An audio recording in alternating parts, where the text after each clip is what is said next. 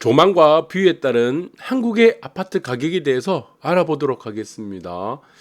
한국은 이제 선진국으로 진입하는, 그리고 아파트 시장이 선진국으로 진입하는 이 과도기에 있습니다. 선진국으로 진입하는 아파트의 가격에서 가장 중요한 것은 단연컨대 인프라, 그리고 조망과 뷰라고 생각합니다. 이제 한국 시장의 아파트 가격도 이러한 선진국 시장을 따라갈 수밖에 없다. 저는 그렇게 보고 있습니다. 그런데 지금 상황이 굉장히 녹록지가 않죠. 대외적으로 지금 말이 많습니다. 금리 문제도 있겠죠. 네. 자국 입장에서는 금리 문제가 있을 거고, 또 하나 대외적으로는 환율에 대한 지금 우려. 지금 환율도 1,400원이 넘어갔죠. 그래서 이 두 부분이 지금 굉장히 녹록지가 않다. 그래서 이 두 부분, 금리라는 문제 또 환율이라는 문제는 결국에는 수입 물가 상승도 있겠고, 금리 같은 경우는 어떻습니까? 대출. 아파트 같은 이 집을 사는 데는 여러분들 삶에서 가장 큰 돈을 지불하는 것이 바로 집입니다. 대출을 끼고 살 수밖에 없다는 거죠. 그러니까 이런 부분들이 영향을 미칠 수밖에 없다. 그래서 전체적인 대외 변수, 대내 변수들이 녹록지가 않고 불확실성에 대한 요인들만 지금 잔뜩 깔려있다, 이렇게 보시면 될 것 같아요. 그런데 지금 가계비 문제 때문에 한은의 빅스텝 자제 요구를 우회적으로 요구를 했습니다. 이게 맞는 거죠. 미국이 금리를 올린다고 우리나라를 굳이 올릴 필요가 없습니다. 왜 그렇습니까? 우리나라가 금리를 올려야 한다는 문제는 무엇 때문이죠? 이 환율 때문입니다. 환율. 이 환율 때문에, 환율이 과다하게 올라가니까, 평가 절하가 되니까 우리도 같이 금리를 올려야 된다고 하는 부분들이 얘기가 되고 있죠. 한은에서는. 이 바보짓이죠. 금리를 같이 올려서요, 환율이 올라갑니다. 같이. 이거 막을 수가 없는 거예요. 이 기조 자체가 무엇입니까? 네. 강달러. 지금은 킹달러라고 합니다. 이 강달러 기조를 벗어날 수가 없다는 겁니다. 결국에는 영국도 보시면 아시겠지만 같이 금리를 올렸어요. 파운드와 절하가 굉장히 심각합니다. 이 파운드와 절하뿐만이 아니고 원화, 우리나라죠 원화, 그리고 엔화, 일본 엔화, 그리고 중국의 위안화 다 같이 떨어집니다. 달러 가치만 계속 올라가고 있는 거예요.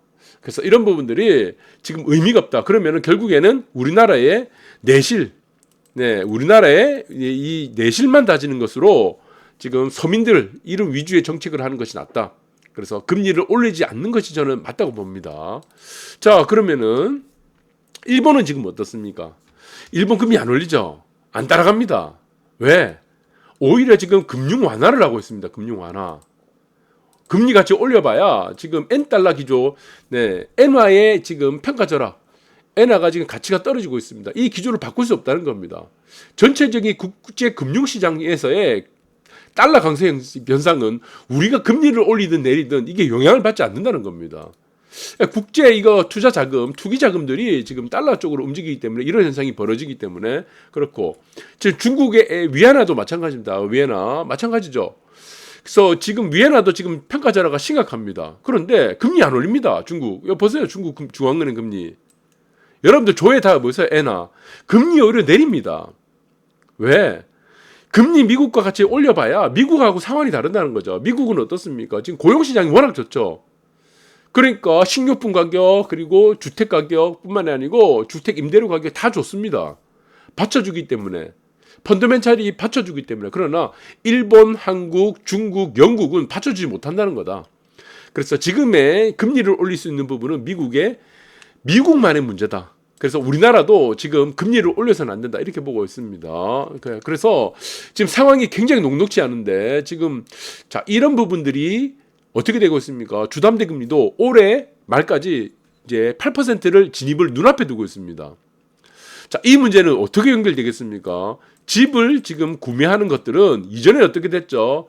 실수요, 그다음 가수요, 투기 수요, 이 세 박자가 같이 어우러졌는데 이제는 모든 것이 실수요 시장이다. 그럼 실수요 시장에서는 어떻게 사람들이 주택을 구매하겠습니까? 그것은 바로 가치죠. 밸류에이션입니다. 밸류에이션. 가치를 보고 결정한다는 겁니다. 실수요, 실거주 요건밖에 하나밖에 없으니까. 자, 이렇게 되다 보니까 어떻습니까? 사람들이 이제는 잔대가리를 굴리지 않는다. 잔머리를 굴리지 않는다는 겁니다. 전공법으로 간다는 겁니다. 전공법. 그러면 어떻게 되겠습니까? 결론적으로 집을 구매하는 요소 자체가 선진국 시장으로 가는데 이 선진국 시장을 가는 과중에 미리 내다보는 사람들이 있습니다. 어떤 집을 사야 되는지. 그것이 어떻게 결정되겠습니까? 네, 어떻게 결정되느냐? 조망으로 간다는 겁니다. 인프라와 조망으로 간다는 겁니다. 인프라, 조망. 뷰로 간다는 거죠. 뷰. 네, 그 부분들이 지금 나타나고 있다는 겁니다. 그래서 연내 지금 8%까지 간다. 그래서 집값 우려에 고금리 우려에 집값은 바닥을 찍고 연끌은 흔들리고 있는데 그러나 여러분들이 신고가는 계속 친다고 했죠. 제가 작년에 여러분들이 불장이라고 했을 때가 제가 말씀드렸죠. 불장. 네, 작년부터 제가 초부터 말씀드렸습니다. 이것이 어떻게 된다고 했습니까? 조정이 어떻게 된다고 했죠? 네, 신고가 플러스 이거 몇 번을 방송했습니다. 신고가 플러스 미분양이 함께 나오는 시장으로 간다 했습니다. 이 시장이 무엇입니까? 양극화 시장으로 간다고 했죠. 네, 모든 아파트가 오르고 모든 아파트가 내려가는 시장은 이제 없다고 그랬습니다. 이거 안 나옵니다. 여러분들 기대하시면 안 돼요. 미분양 나는 곳은 계속 미분양 나옵니다. 그래서 이런 부분들은 이제 다르게 나타난다. 그래서 압구정 현대 3차가 지금 6억 원이 뛰었습니다. 이번에 36억 원에서 42억 원으로 3차입니다. 3차 압구정 현대 3차. 네, 신고가 또 쳐버렸습니다. 9월 25일 날짜인데, 네, 그래서 신고가 또 쳐버렸다. 이 신고가를 왜 쳤습니까? 이 아파트가. 네, 여러분들 기사 찾아서 한번 읽어보시기 바라고. 그리고 반포주공도 마찬가지예요. 네, 1, 2, 4주구 보시면은 6, 70억이 넘어서 신고가 딱 거래됐습니다. 자, 여기서 보시면 압구정이라든가 지금 마찬가지죠. 그리고 뭐 반포주구 이게 공통점이 뭐죠? 그리고 여의도도 마찬가지입니다. 여의도권. 그 다음에 한남권. 신고가 계속 나오죠. 모든 거래가 다 신고가죠. 여의도 같은 것도 삼부 아파트 같은 경우는 재건축 단지입니다. 신고가 이번에 쳤고 이 지금 한남권에서도 뭐 보시면은 준신축, 네 한남 더일 같은 것도 준신축 같은 거 다 지금 어떻습니까? 거래 나오는 것보다 다 신고가입니다. 신고가. 왜 그렇습니까? 공통점이 무엇입니까? 모든 아파트가 다 재건축입니까? 아니죠. 재개발입니까? 아니죠. 이것이 바로 한강뷰. 한강뷰는 다 신고가를 치고 있다는 공통점이 있다는 거다. 그래서 여러분들 이 부분을 잘 보셔야 되는데 이 부분들이 일본 시장화로 가고 있는 저는 초입이라고 보고 있는 겁니다. 일본 시장. 판박이로 가고 있는 거예요. 그래서 서울 한강뷰 아파트 변동률을 보자. 이거다. 네, 이 변동률을 한번 보자고요. 어떻게 되는가. 다른 아파트에 비해서 어떻게 움직이고 있는가. 그래서 보니까 이런 현상이 벌어졌습니다. 300m 이내. 한강변에서 300m 이내 같은 경우는 조망이 가능하죠. 이것이 조망. 네, 그러니까 이 아파트 같은 경우는 서울 전체 시장이 0.1% 하락했습니다. 전체 시장. 그런데 한강변에서 300m 이내 단지들은 4.1% 오히려 올랐어요. 4.1%가. 그다음 500m 이내 단지 보니까 3.2% 올랐어요. 3.2%. 그다음 1km 이내 단지는 2.6%가 올랐습니다. 그런데 전체 시장을 묶어보니까 마이너스 1.0% 하락을 했습니다. 자, 한강변의 300m 이내, 여기서 첫 번째 동그라미 쳤죠. 이것에 속하는 단지, 그리고 그 단지 안에서도 우리가 세대가 있겠죠. 이게 전체에서 몇 퍼센트 되겠습니까? 1% 안 됩니다. 그러니까 일본 시장화가 된다는 논리들을 여러분들 잘 보시기 바랍니다. 일본 시장. 네. 지금 1990년도죠. 치고 나서 이게 여기서 마이너스 80%가 떨어졌습니다. 2006년도까지. 자, 1991년부터죠. 대략적으로. 거기서부터 2006년까지 대략 보시면은 15년 동안 마이너스 80%가 떨어졌는데, 그런데 정작 2006년부터 인구가 감소하기 시작했어요. 근데 오히려 희한한 것은 2006년부터 일본의 부동산이 회복기가 들어갑니다. 일본 부동산이. 네, 이거 신기한 일이 벌어지기 시작한 거죠. 일본 부동산. 그런데 마이너스 80%가 전체 시장은 마이너스 80% 떨어졌는데, 일본에 보시면은 중심가가 있습니다. 그래서 S급지라고 합니다. 중심가는 아파트가 어떻게 됐습니까? 17배 올랐습니다. 17배. 그러니까 91년도부터 2006년도 사이에 17배가 올랐어요. 17배. 근데 나머지 단지는 보시면은 전체적으로 평균이 80%가 떨어지다 보니까 이 80%에 속하는 단지들은 어떻습니까? 대부분이 99%의 단지들이죠.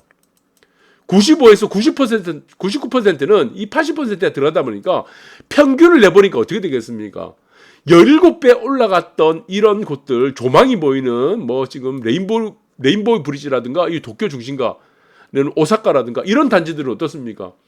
17배가 오르는 와중에도 전체 시장이 하락하다 보니까 평균적으로 마이너스 80% 된 겁니다. 네, 그러니까 똑같다는 겁니다. 지금 서울 아파트의 움직임은 어떻습니까? 대세 하락장이라고 하죠. 대세. 네, 분양도 지금 미분양이 나고 있습니다. 대세 하락이 되고 있죠. 전체 시장은 마이너스 1%입니다. 이것도 지금 8월 달에 한 달 동안이에요. 그런데 한강변에 보이는 300m 이내는 오히려 4.1% 오르고 있다는 겁니다. 500m 이내는 3.2% 오르고 1km 이내는 2.6% 올랐다는 겁니다. 그런데 이 아파트 4.1%, 500, 300m, 500m, 1km 이내는 전체 평균에 비해서 어떻습니까? 네. 이 분자값입니다. 모수가 있죠. 이 분모값이 있고 분자값이 있죠. 이 분자값에 속하는 이 모수는 많은데 분자값에 속하는 이 단지들의 숫자는 많지가 않다는 겁니다. 그러다 보니까 평균을 내다 보니까 마이너스가 다 되는 거죠. 그런데 정밀하게 우리가 현미경을 뜯어보고 이렇게 살펴보니까 실거래가를 다 분석하니까 어떤 현상이 벌어집니까? 한남이고 압구정이고 반포고 그리고 무슨 여의도권이고 한강의 일선 아파트는 계속 오르더라는 겁니다. 지금까지 계속 신고가 가르치고 있잖아. 그렇습니다. 한남도 일 보시면 마찬가지지만 그 소형평수 26평짜리 보세요. 매물이 지금 이전에 비해서 싸게 나오는 매물이 있는가? 네, 이런 현상이 계속 벌어지고 있다는 겁니다. 어떻게? 한강변에 가까울수록 이런 현상이 벌어지고 있다는 거다. 그러나 전체 시장의 대부분은 한강변하고 거리가 멀다는 겁니다. 이 부분들이 역설적으로 지금 패러독스죠. 역설적으로 이렇게 지금 시세 반영은 이렇게 나타난다. 그 가장 주요한 모습들을 먼저 보여줬던 사례가 무엇입니까? 일본 시장이었다는 겁니다. 일본 시장. 그러니까 전체 시장은 지금 어떻게 지금 대변이 되고 있습니까? 싼 아파트를 사서 싼 가격의 아파트를 사서 우리가 보시면은 투기 그리고 가수요가 붙을 때는 어떻습니까? 싼 가격의 아파트 사니까 어떻게 됩니까? 어차피 올라가는 폭은 똑같죠. 상승률은 똑같죠. 예, 이 아파트를 사가지고 수익을 크게 먹는 전략들이 많았죠. 근데 지금은 어떻습니까? 이 투기 수요가 가수요 자체가 없으니까 실수요밖에 없는 거예요. 실수요. 그러니까 이 시장의 자체는 모든 것들이 가치로 간다는 겁니다. 이 가치는 무엇으로 가냐? 잔머리가 통하지 않는다는 겁니다. 잔머리. 잔대가리가 통하지 않는다는 거예요. 그러니까 오로지 입지밖에 없다는 거예요. 입지밖에. 그러니까 이런 시장으로 실수요 시장으로 갈수록 사람들이 원하는 것은 무엇입니까? 결국에는 희소성으로 간다는 겁니다. 희소성. 사람들은 불확실성이 증대되고 있다. 내일이 어떻게 될지 모른다고 할 때는 무조건 가치로 갑니다. 무조건 희소성으로 가요. 부동산이. 한정성으로 간다는 겁니다. 한정성. 남들이 가지 못하는 것. 이것이 바로 핵심이다. 왜 한강변의 아파트는 계속 오르느냐? 한강 조망의 아파트, 한강 뷰가 보이는 아파트는 왜 오르냐? 결국의 답은 이겁니다. 희소성과 한정성. 이 두 단어가 모든 것을 다 설명한다. 그 역사를 보여줬던 것이 과거, 네, 지금 몇 년 전과 30년 전에 보여줬던 일본 시장의 모습이었다. 여러분들이 그렇게 보시면 될 것 같아요. 일본 시장은 마이너스 전체가 80% 떨어졌어요. 그러나 오르는 곳은 17배 올랐다는 겁니다. 17배. 1억짜리가 17억이 된 겁니다. 평당. 여러분들 이 부분을 잘 보시기 바랍니다. 감사합니다.